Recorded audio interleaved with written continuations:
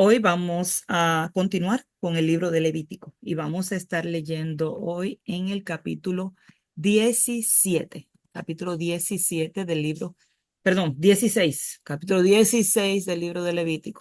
Ok, um, hemos venido hablando acerca de este tiempo que el sacerdote tenían que prepararse. Se estaba separando a los sacerdotes para hacer este trabajo. Vimos durante ese proceso de 7 días al octavo día, vimos los hijos de Aarón morir.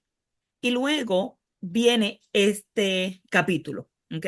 Y si ustedes se dan cuenta, no va exactamente siguiendo, sino que nos dice específicamente cuando el Señor le dio este mandamiento. Dice, habló Jehová a Moisés después de la muerte de los dos hijos de Aarón. Entonces, ya sabemos que tenemos que remontarnos en nuestra Biblia allá al capítulo 10, y ahí entonces vamos a encontrar que nos habla de lo que pasó con los hijos de Aarón, cómo murieron, por qué murieron. Todavía ellos no habían empezado su trabajo como sacerdotes, ¿ok? Estaban apenas separándose para hacer ese trabajo, para hacer esa función. Y en ese proceso murieron.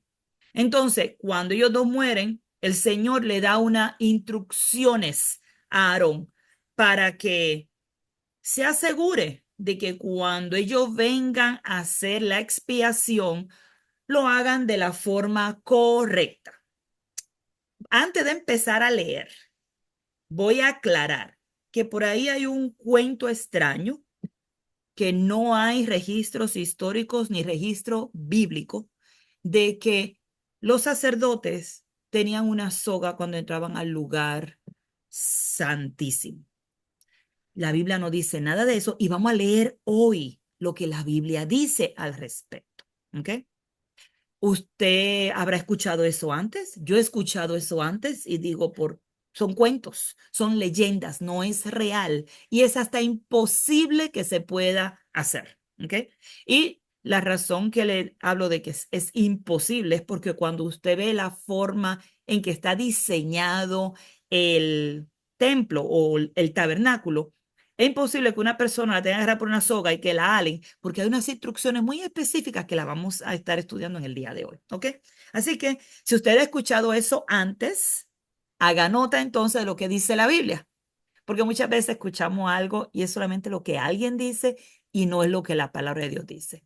Y dice que Jehová, después de que murieron los hijos de Aarón, le dijo a Moisés, dile a Aarón tu hermano, estas son instrucciones específicamente para Aarón, que no en todo tiempo entre en el santuario detrás del velo.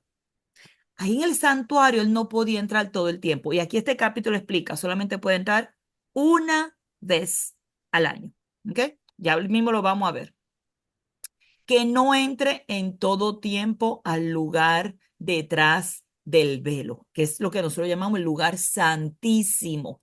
¿Ok? Que está delante del prepositorio que está sobre el arca, para que no muera, porque yo apareceré en la nube sobre el propiciatorio. Con esto entrará Aarón en el santuario con un becerro de expiación y un carnero para holocausto. Estamos hablando específicamente cuando se va a hacer la expiación. ¿Por qué entraba con estos dos animales? Uno era para expiación, como lo dice. El otro era para holocausto. Y ustedes van a ver, bueno, no, ya hemos visto cómo son dos cosas diferentes. Eran dos eh, sacrificios diferentes y propósitos diferentes. ¿Ok? Los holocaustos que se hacían por acciones de gracia no era lo mismo que por expiación de pecados. ¿Ok? Son dos cosas bien diferentes. Habían holocaustos que se hacían por celebración, como si fuera una fiesta, pero había expiación o lo que llamaban también um, sacrificios de pecado, de perdón, para culpa, sacrificio de culpa, es como lo llamaban. También eran para pedir perdón.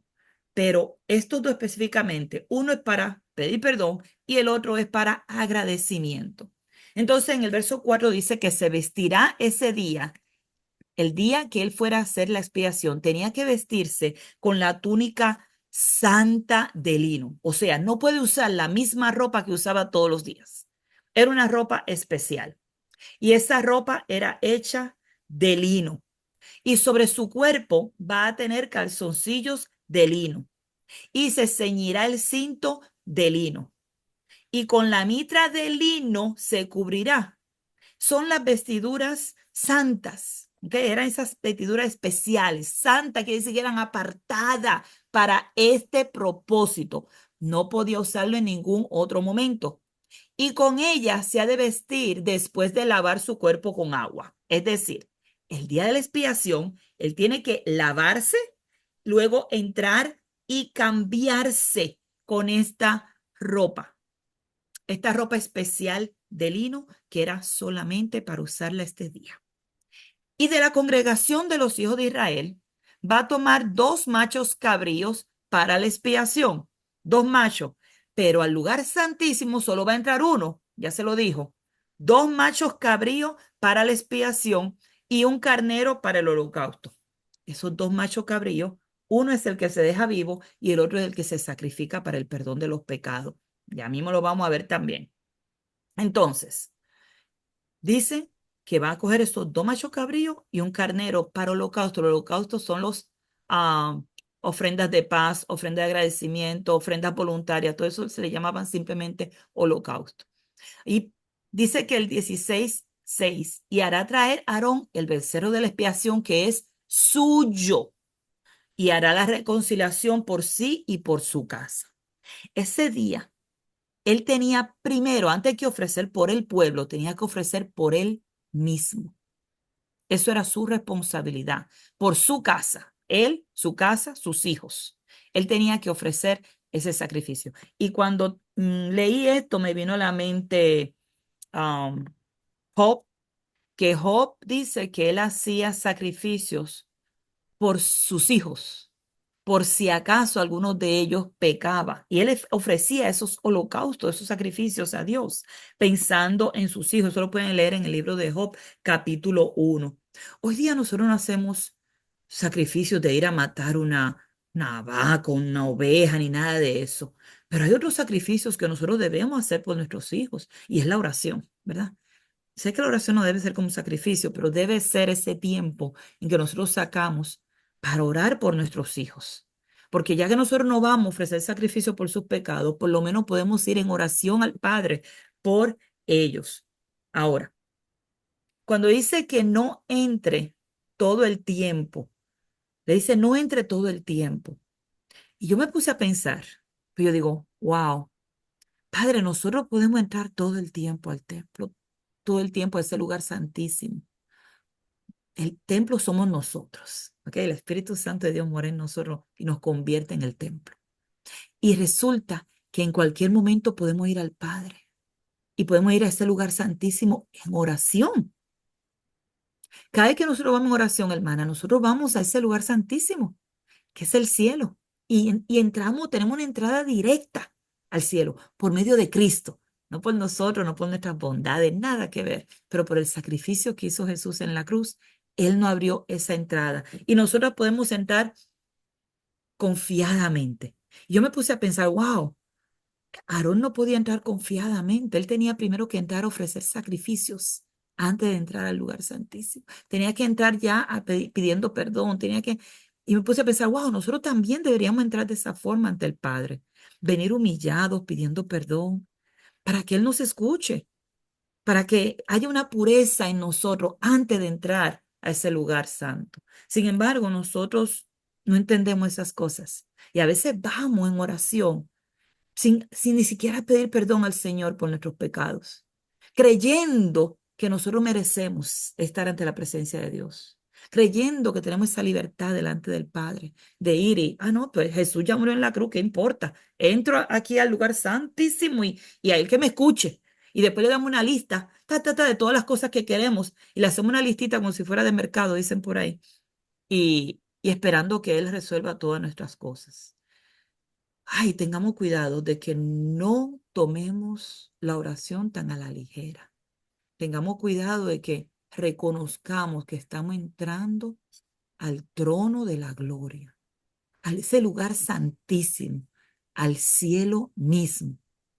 Wow, me pongo a pensar en eso y digo, esto es profundo. O sea, cuando uno lee el libro de Levítico, uno se enfoca a veces tanto en las ovejas y en matar ovejas, y a veces se nos olvida enfocarnos en la santidad que había envuelta en estos sacrificios, la santidad que había envuelta en estos sacerdotes. Imagínate, él tenía que lavarse con agua y luego ponerte esa ropa especial antes de entrar al lugar santísimo, porque no era permitido hacer las cosas como a él le dé la gana. Era algo muy santo.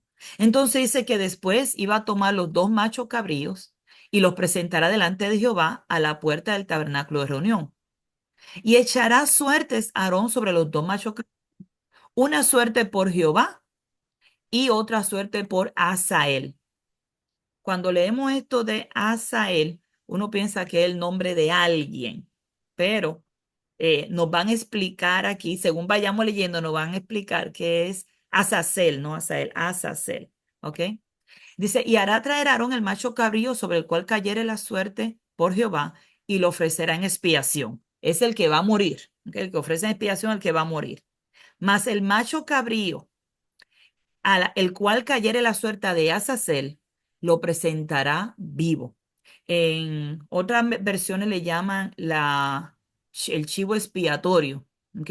Y este se iba a dejar vivo y se iba a presentar delante de Jehová para reconciliación sobre él, para enviarlo a Azazel al desierto. Y lo mandaban al desierto a este macho cabrío y era un procedimiento que se iba a hacer, un sacrificio, un ritual, pónganlo como ustedes quieran. Se tenía que hacer una vez al año. Primero ofrece sacrificios por él y su casa. Luego tenía que coger y echar suerte ante los dos machos cabríos, porque no se sabía cuál y se iba a coger, entonces se echaba suerte. Era normal entre el pueblo de Israel echar suerte cuando no sabían qué escoger. Entonces, el que caía la suerte sobre la expiación, ese lo espiaban, cayó la suerte sobre Azazel, ese entonces lo iban a dejar suelto, a enviarlo al desierto. Y hará traer a Aarón el becerro que era para expiación suya y hará la reconciliación por sí y por su casa. Y degollará en expiación el becerro que es suyo. ¿Okay? Esto es un asunto de reconciliación. Ay, este asunto de que muchas congregaciones piensan que los líderes no pecan o que los líderes no fallan o que los líderes están en algún pedestal que alguien lo puso, mucho cuidado, porque la razón que este sacerdote tenía que ofrecer sacrificio por su casa, porque era un pecador igual que todos los demás, ¿ok? No hay ningún líder religioso que esté exento de pecado. Y si dice que no ha pecado, es un mentiroso y la verdad no está en él. Porque la Biblia dice claramente que todos somos pecadores. Así que mucho cuidado con poner a los líderes en pedestales y no darse cuenta de que son humanos igual que nosotros, que van a fallar y que ellos también necesitan oración, necesitan también de ese pueblo que esté doblando rodillas por ellos para que ellos puedan mantenerse en santidad. Um, en el Antiguo Testamento los sacerdotes eran líderes religiosos. Esos eran los líderes que dirigían al pueblo hacia Dios. Sin embargo, hoy día nosotros todos somos sacerdotes, con un sumo sacerdote que es Cristo. Sin embargo, nosotros tenemos predicadores, tenemos maestros, tenemos personas en la iglesia que tienen autoridad y están trabajando con el liderato de la iglesia. Tenemos que orar por esos hermanos. Tenemos que preocuparnos por su salvación, porque estos hermanos pueden caer igualito que nosotros. No hay ninguna diferencia.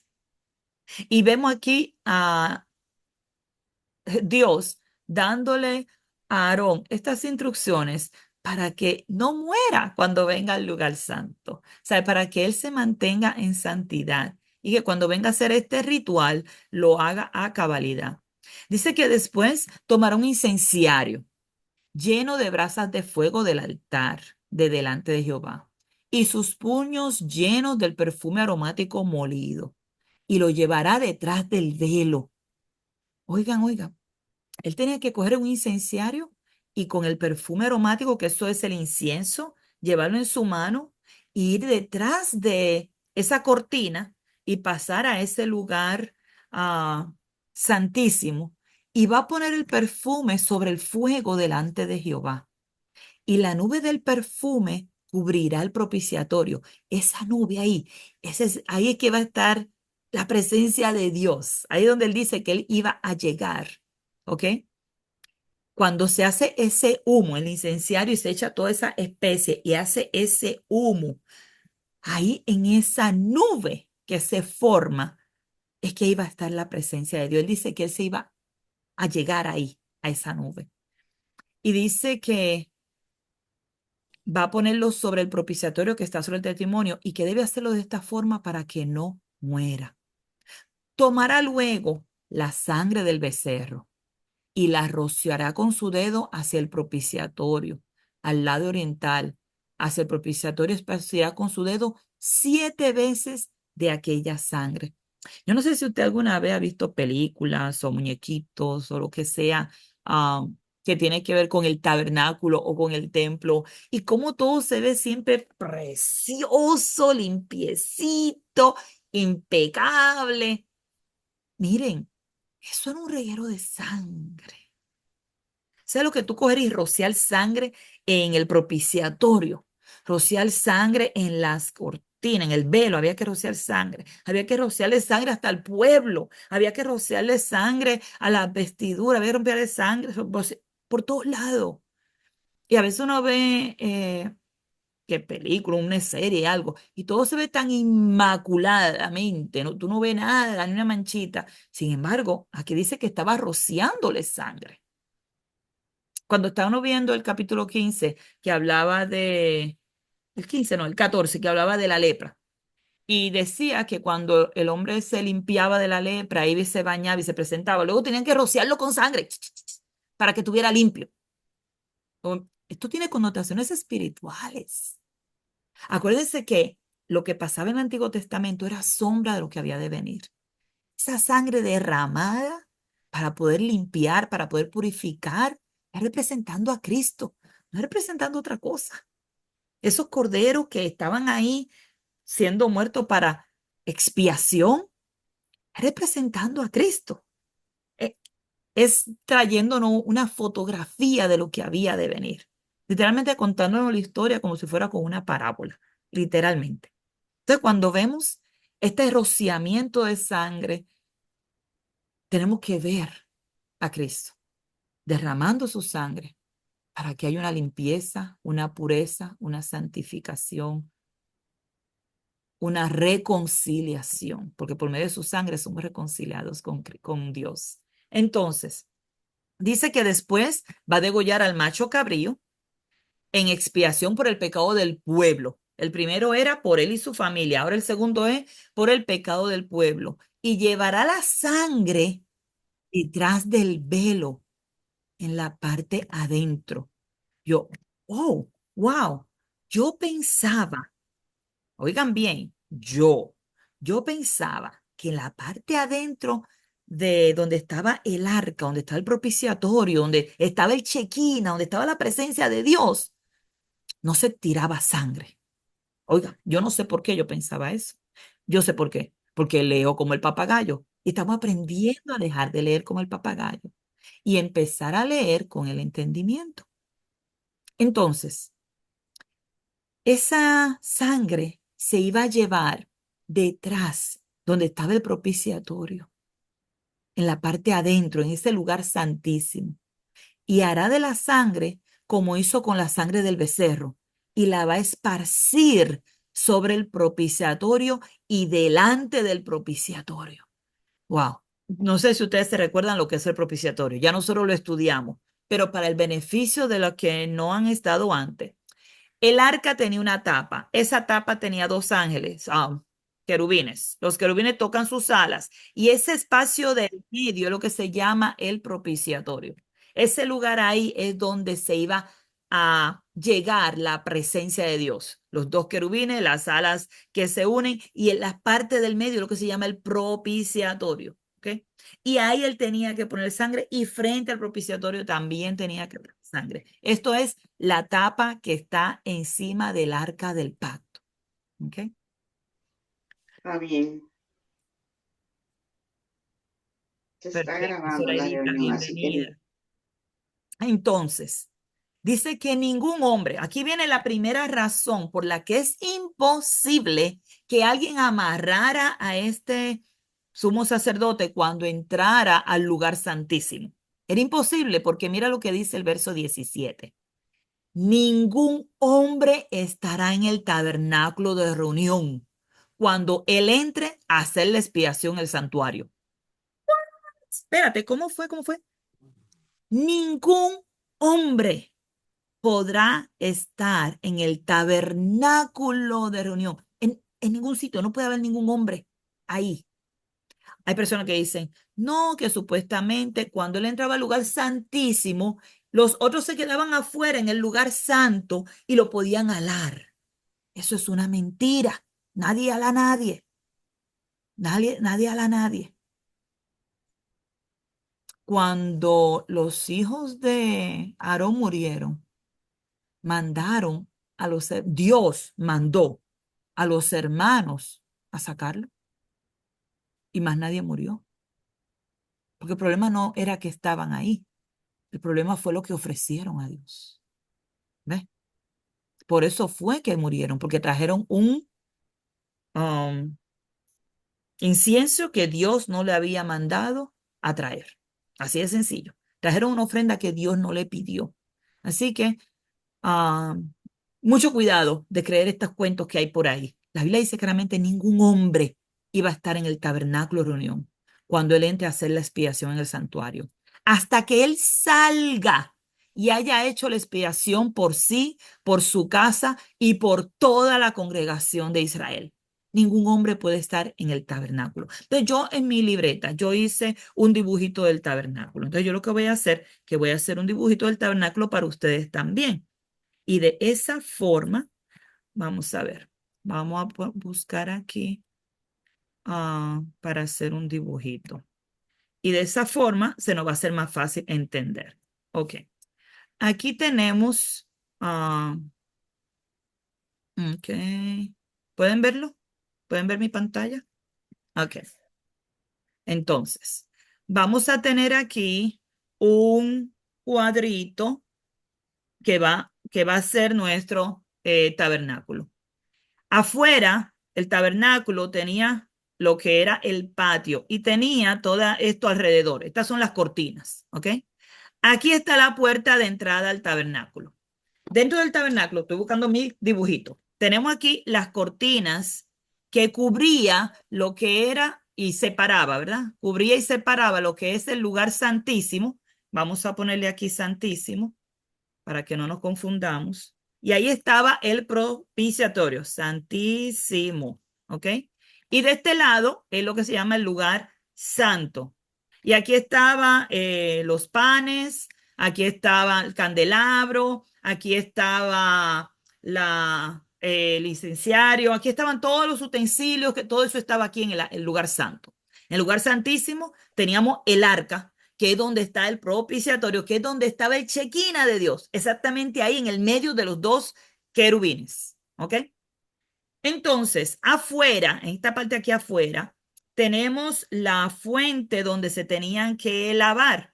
Y vamos a poner una fuente, porque la fuente era como que redondita, es más chiquita. Vamos a poner un poquito comparado con esto aquí. Esta es una fuente donde estaba el agua que se tenían que lavar y estaba a la puerta antes de entrar. ¿Ok?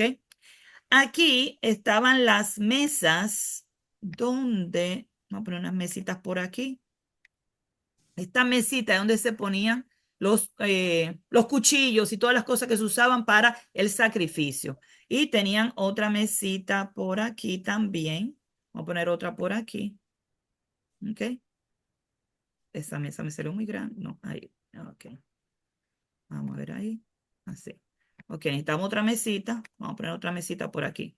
Ahí tenemos otra mesita. Ok. Y esto es donde literalmente se mataba el animal, se movían los utensilios y todas las cosas. Ahora, aquí lleva el altar.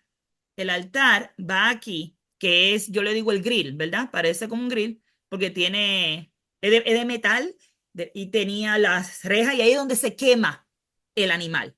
Ahora, si el hombre se murió aquí adentro, vamos a suponer que fuera cierto la teoría esa, vamos a poner un hombrecito aquí, vamos a poner este hombrecito aquí, ahí está. Y el hombre, vamos a ponerlo muerto porque bendito, está vivo. Bueno, pero ustedes me están entendiendo, ¿verdad? Se murió el hombre allá adentro. Y supuestamente le van a poner una soga. Vamos a buscar una soga para jalarlo. Que son las cosas que enseñan por ahí y no hacen sentido.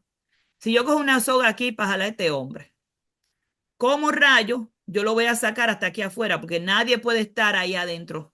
Nadie puede estar ahí. O sea, que de alguna forma yo tendría que estar aquí en la puerta, ¿verdad? Y ver por dónde se caiga este hombre, amarrarlo a él por aquí y poder sacarlo. Ahora, el problema es que todo esto aquí está lleno de utensilios, de muebles, de trate y de cosas. Y estas cortinas no eran una simple línea, no era una cortina finita. Nos explican que estas cortinas eran literalmente varias cortinas, varias capas de cortina. Y para entrar tú tenías que pasar todas esas capas de cortina. Entonces, cuando nosotros miramos este dibujo, se supone que nadie estuviera, espérate, no podía estar aquí en el tabernáculo. Se supone que nadie estuviera ahí, se supone que estuvieran acá afuera, fuera del tabernáculo. No podían estar dentro del tabernáculo, perdón, lo dejé aquí adentro. El patio del tabernáculo es parte del tabernáculo también, porque aquí está el altar donde se hacen los sacrificios. Y ningún hombre, dice el verso 17, ningún hombre puede estar en el tabernáculo hasta que él salga del tabernáculo. Él va a hacer los sacrificios aquí por él, por su familia, por el pueblo entero, y luego él va a salir de la puerta. Aquí va una puerta aquí afuera. Esta es la puerta del tabernáculo para poder entrar al tabernáculo. Este es el lugar santo, el lugar santísimo. ¿Cómo rayo iban a poder sacar a ese hombre si ningún hombre podía estar por ahí cerca? Yo no me imagino tratando de sacar a este hombre que se esté chocando aquí eh, el, ay, se me olvidó el nombre de esa pieza. El altar. Esto es el altar aquí. Este es el altar. Ah, muchas veces cuando salen estas leyendas, cuentos, teorías, eh, a veces nosotros nos ponemos a repetir lo que escuchamos. Ningún hombre podía estar ahí. Así que vamos a repetir lo que dice la Biblia cuando escuchemos esos disparates por ahí. Entonces, o que por lo menos que nos den evidencias, porque le digo algo, si a mí me dan evidencia de que la escritura sí dice eso, yo lo voy a creer. Pero si son cuentos, los cuentos déjenselo a otro. No nos interesa, ¿verdad? Entonces dice que cuando él salga al altar, que está delante de Jehová, lo espiará, tomará la sangre del becerro y la sangre del macho cabrío, la pondrá sobre los cuernos del altar y alrededor. Y va a esparcir sobre él de la sangre con su dedo 7 veces. Y lo limpiará y lo santificará de las inmundicias de los hijos de Israel. Cuando hubiera acabado de espiar el santuario, oigan bien, él está espiando el santuario y el tabernáculo de reunión y el altar. Óigame, él está espiando todo, está limpiando todo, purificando todas las cosas con la sangre. Él solo, nadie más puede estar ahí. Y entonces dice que cuando él hubiera acabado de hacer todo eso, entonces se va a traer al macho cabrío vivo y pondrá a Aarón sus 2 manos sobre la cabeza del macho cabrío vivo y confesará sobre él todas las iniquidades de los hijos de Israel, todas sus rebeliones, todos sus pecados, poniéndolo así sobre la cabeza del macho cabrío, y lo enviará al desierto por mano de un hombre destinado para esto. Y yo me quedé pensando, wow, Señor, cuando Jesús fue a la cruz, Él fue cargando todas nuestras iniquidades, ¿verdad? Eso es lo que dice Isaías. Todas nuestras iniquidades, todas nuestras rebeliones, todos nuestros pecados, todo lo cargó Él. Ahora, vemos el que murió y su sangre fue derramada y vemos el que fue el chivo expiatorio. Y en los dos puedo ver a Cristo. Porque por medio de Él. Es la única forma que podemos llegar al Padre. No hay forma de llegar por otro lado al Padre. No hay forma. Es solamente por medio de Cristo. Él fue y murió en la cruz por cada uno de nosotros. Y dice que le pone la mano en la cabeza y lo manda al desierto por una persona destinada para eso. Aquel macho cabrío llevará sobre sí todas las iniquidades de ellos. Wow. A tierra inhabitada. Dejará ir el macho cabrío por el desierto. Después vendrá Aarón al tabernáculo de reunión y se va a quitar la vestidura de lino que se había puesto para entrar en el santuario y las pondrá allí. Se la tiene que quitar y dejarlas allí. Y luego tiene que lavar su cuerpo con agua en el lugar del santuario. Y después de ponerse su vestido, saldrá y hará su holocausto y el holocausto del pueblo y hará la expiación por sí y por el pueblo. Y quemará en el altar grosura del sacrificio por el pueblo. Y el que hubiere llevado el macho cabrío a Azazel, que eso es el chivo expiatorio, dejarlo libre, lavará sus vestidos, lavará también con agua su cuerpo y después entrará al campamento.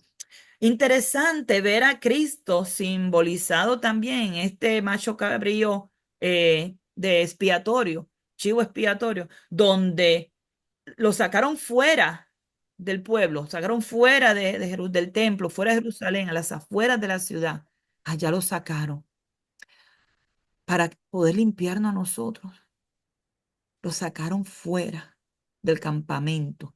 Cuando él fue al Gólgota, él salió fuera del campamento a morir en la cruz por nosotros.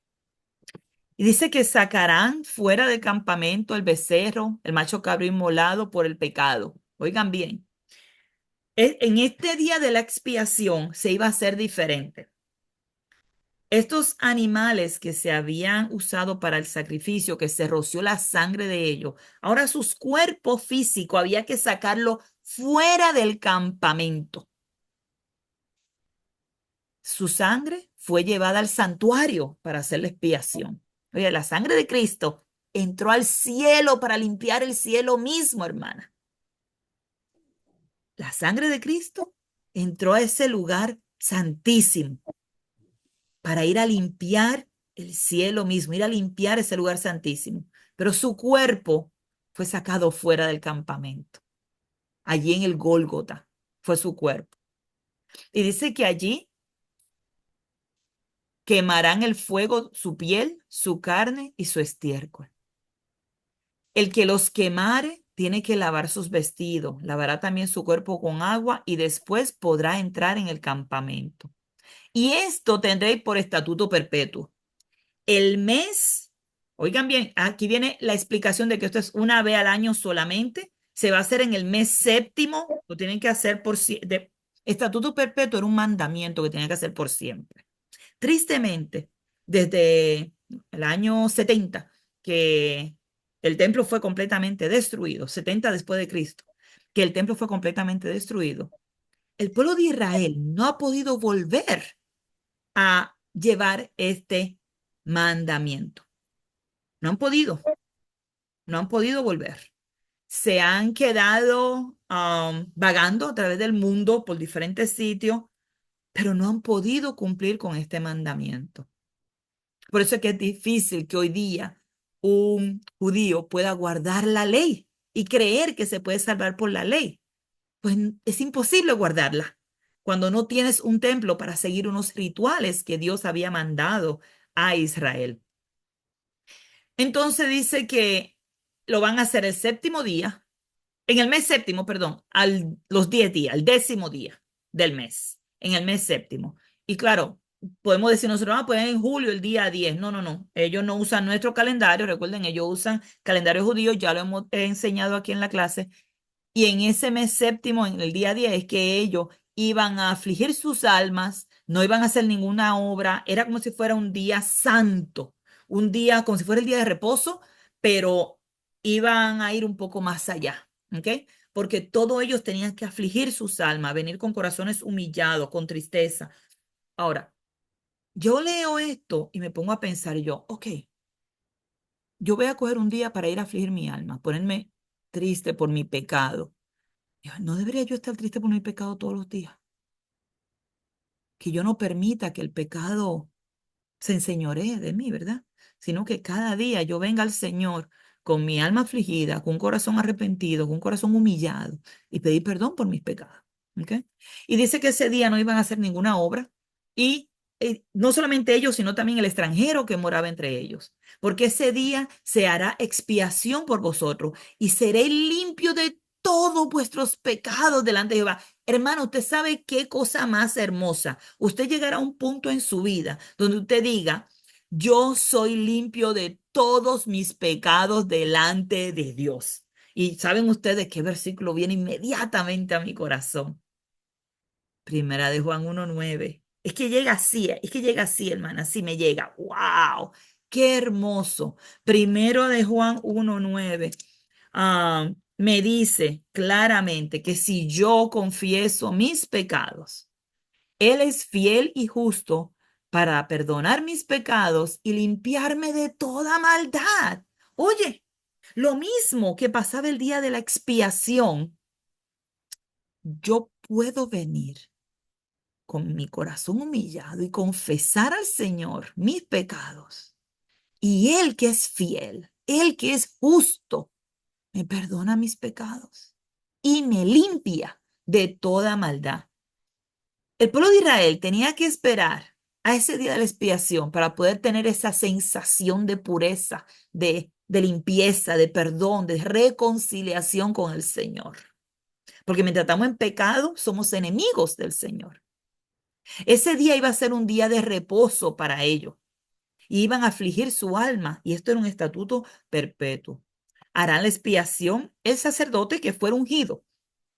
Cada cierto tiempo se cambiaba quién iba a ser el sacerdote que iba a estar, el sumo sacerdote que iba a estar a cargo de la obra. Y como eso se cambiaba, el primer sumo sacerdote obviamente fue Aarón, pero después de eso, después de que Aarón ya fallece, entonces ya sigue otra generación levantándose, donde todos tenían que ser del pueblo levita, pero los sumos sacerdotes tenían que ser de la descendencia de Aarón. ¿Ok? Entonces, dice que hará expiación el sacerdote que fue ungido, consagrado para ser sacerdote en el lugar de su padre. ¿Lo ven? Y se vestirá la vestidura de lino, las vestiduras sagradas. Por ejemplo, ahora mismo tenemos los dos hijos de Aarón que quedaron vivos. Cuando, antes de que Aarón fallezca, cuando ya Aarón no pueda trabajar más como sumo sacerdote, sus hijos, uno de ellos va a subir como sumo sacerdote.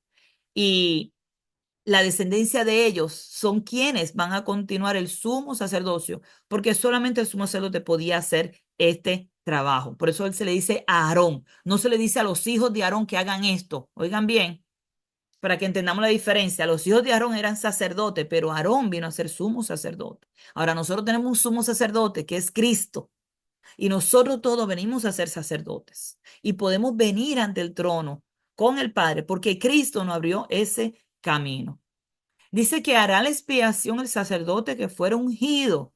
Recuerden, ser separado, ser ungido era un proceso, duraban unos 7 días.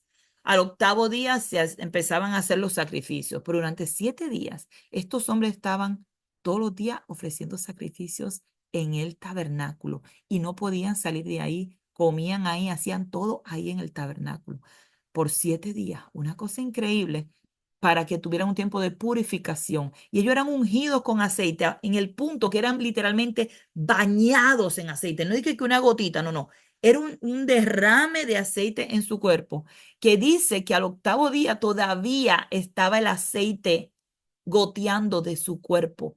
Habla en el Salmo que dice, mira cuán bueno y cuán delicioso es habitar los hermanos junto a armonía. Okay, ese salmo habla de que es como la barba de Aarón que destila aceite. Así habla. 133. Gracias, gracias. Entonces, es como si fuera algo muy especial, algo muy santo para el Señor, ¿verdad?